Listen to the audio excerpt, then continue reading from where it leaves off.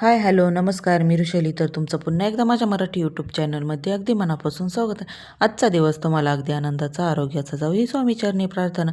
तर चला, तुम्ही कालचा व्हिडिओ बघितलेलाच असेल का, इडलीचं सर्व काही आता दळून आणि भिजत ठेवलेलं होतं.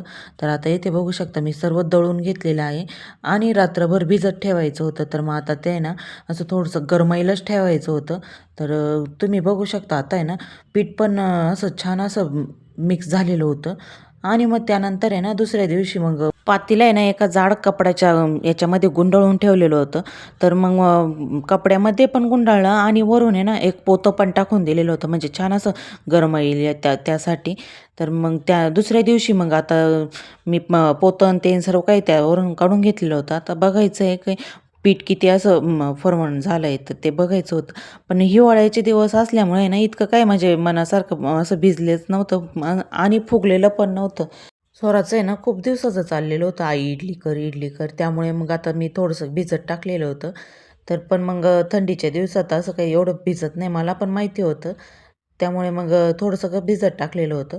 तर आता इथे ना, इडलीच्या पात्रामध्ये खाली पाणी टाकलं आहे आणि पाणी आता थोडं गरम होऊन होऊन द्यायचं आहे. त्यामुळे मग आता गॅस पेटवून घेतलेला होता. तर इथे ना, इडलीचे जेवढे पात्र आहे ना, त्यांना सगळं याला तेल लावून घेत होते, म्हणजे खाली ना चिकटत नाही. त्यामुळे मग सर्व पात्रांना ना तेल लावून घेत होते. इडली करायला जेवढं सोपं वाटतं ना, तेवढं ते म्हणजे ते करता करताच माणूस निम्मं दमतं. त्यामुळे ना, मी इडलीचं जास्त काही करतच नाही. पण मग स्वराचा जास्त हट्ट चाललेला होता, आई कर, आई कर.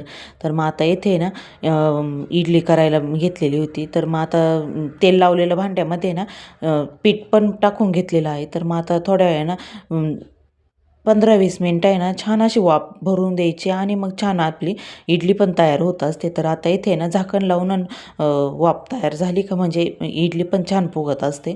तर इथे मी 15-20 मिनटं आहे ना, छान असं झाकण लावून घेतलेलं आहे.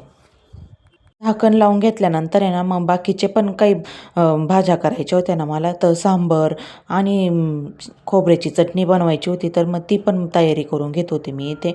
इथे बघू शकता खूप छान असं इडली पण झालेली आहे. तर इडली 15-20 मिनटं होती तोपर्यंत मी इकडं सांबार पण करून घेतलेलं आहे, तुम्ही बघू शकता. तर इडली पण छान अशी फुगलेली आहे. तर बाकीचं इडलीचं दुसरं भांडं लावलं तोपर्यंत परत खोबऱ्याची पण चटणी करून घेतलेली आहे. तर इथे बघू शकता छान अशी चटणी पण झाल्या दोन्ही पण. पहिल्या याच्यात इडली एवढी काही फुगली नाही. मग थोडा सोडा टाकला मी पिठामध्ये आणि मग तुम्ही बघू शकता इथे छान अशी इडली फुगलेली आहे. तर छान असं जाळी पण तयार झालेली आहे इडलीला. मग त्यानंतर मुलांना दिलं खायला, तर त्याने खूप छान असं आवडीनं खाल्लं. तर स्वराला तर खूप दिवसाचं चाललेलं होतं का मला इडली खायची आहे. आणि मुलांचं जेवण झाल्यानंतर मग मिस्टरांना पण ताट करून दिलेलं होतं आणि मग त्यांचं पण जेवण झालेलं होतं. खूप छान अशी इडली झालेली होती आणि चटण्या पण खूप छान झालेल्या होत्या. मी भरपूर दिवसातून आता बनवलेलं आहे, पण मग केलं आणि मग त्यानंतर सर्व आमचं आवरलं. तर आम्हाला पण बाहेर जायचं होतं. तर मला आहे ना, हॉस्पिटलला जायचं होतं. त्यामुळे मग पटपट असं आवरलं आणि आम्ही निघालेलो होतो. तर हॉस्पिटलचं काम करून आता येथे ना, कैलास भाऊजींच्या त्यांच्या घरी पण आलेलो होतं. त्यांना छायाताईने लगेच नाश्ता केला. त्यांना नाहीच बोलत होते. आम्ही जेवण करून आलेलो आहे, पण नाही, त्याने ऐकलंच नाही, नाश्ता बनवला. आणि तेथे ना ताई नाना पण आलेले होते. तर मग त्यानंतर आम्ही तेथे भेटल्यानंतर घरी पण जायचं होतं आम्हाला मळ्यामध्ये. तर येथे बघू शकता रस्त्यानं जाता जाताच येथे ना शेवंतीचं बाग लावलेलं आहे. खूप छान असं वाटतं. तर मग थोडासा व्हिडिओ पण मी शूट केलेला होता. आता येथे आमच्या घराच्या रस्त्याला जातानाच असं पॉली हाऊस लागतं. तेथे पण आहे ना, भरपूर फुलं लावलेली आहेत. त्याने खूप छान लावले. आणि मग त्यानंतर मी येथे घरी पण आलेले होते. रुपालीताई ते पण घरी नव्हते, तर ते पण भाजीपाला खरेदी करायला गेलेले होते. मग त्यानंतर आहे ना, मिस्टरांना ना स्कूलमध्ये फुलं लागत होते, भरपूर असे शेवंतीचे फुलं आहे ना. मग आता येथे आम्ही खुडायला आलेलो होतो. ताई पण ना रानमळ्यातून आलेल्या होत्या, तर मग त्यांना पण सोबतच घेतलं आणि येथे परी पण आमच्यासोबत आलेली होती. तुम्ही बघू शकता इतकं छान वाटतं ना, बघितल्यानंतर असं वाटायचं त्या बागेतून बाहेर येऊच नाही, इतकं छान वाटत होतं. तर आता इथे आम्ही ना सर्वजण फुलं खुडून घेत होतो. मिस्टरांना ना स्कूलमध्ये फुलं लागत होते, त्यामुळे इथे आता ताई, परी, मी, आम्ही तिघींनी पण फुलं खुडले. भरपूर असे फुलं खुडलेले होते. तर फुलं बघूनच खूप छान वाटत होतं. असं वाटत होतं बागेतून बाहेरच निघू नये. येथे ना परी आमचा व्हिडिओ शूट करत होती. तर ताई म्हणे का माझा व्हिडिओ घे.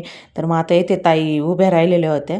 तर मग बॅगमध्ये फुलं टाकून आम्ही येथे मावल्या म्हसोबा तुम्हाला मागच्या व्हिडिओमध्ये दाखवलेलं होतं. तर आता येथे आम्ही दर्शनाला पण आलेलो होतो. त्यानंतर आम्हाला पण घरी निघायचं होतं. तर आता येथे ना आमचं सर्व आवरलं आणि घरी आलो. तर भाजी बनवायची होती मला. तर येथे तुम्ही बघू शकता काल आहे ना शाकंभरी पौर्णिमा होती ना, देवीचं जेवढं भाजीपाला लावलेला होता तेवढा भाजीपाला आम्ही मंदिरातून आणलेला होता. तर येथे सर्व भाजीपाल्याचं मग आता सर्व नैवेद्य एकत्रच बनवायचं आहे. तर सर्व भाज्या आहे ना एकत्र शिजवून घ्यायच्या आहे. इथे बघू शकता सर्व भाज्या थोड्या दिलेल्या आहे. शेपूची भाजी, डांगर, काकडी, भोपळा, गाजर, कारलं, वांगे आणि फ्लावर, मुळा पण होता. सर्व भाज्या मग मी छान असं कट करून घेतल्या. काही नेसायच्या होत्या त्या नेसून घेतल्या आणि डांगर पण छान असं कापून घेतलेलं होतं. छान असं भाज्या बनवलेल्या होत्या मी. सर्व भाज्या शिजवून घेतल्या आणि आम्ही पण पटकन जेवण करून घेतलं. तर चला असा होता आजचा व्हिडिओ. व्हिडिओ आवडला असेल तर व्हिडिओला लाईक करा, कमेंट्स करा आणि चॅनलला सबस्क्राईब केलेलं नसेल तर चॅनलला पण लवकरात लवकर सबस्क्राईब करा. चला असेच नवनवीन व्हिडिओ तुम्ही पण बघा आणि व्हिडिओ आवडला तर नक्की कमेंट करून सांगा. चला बाय.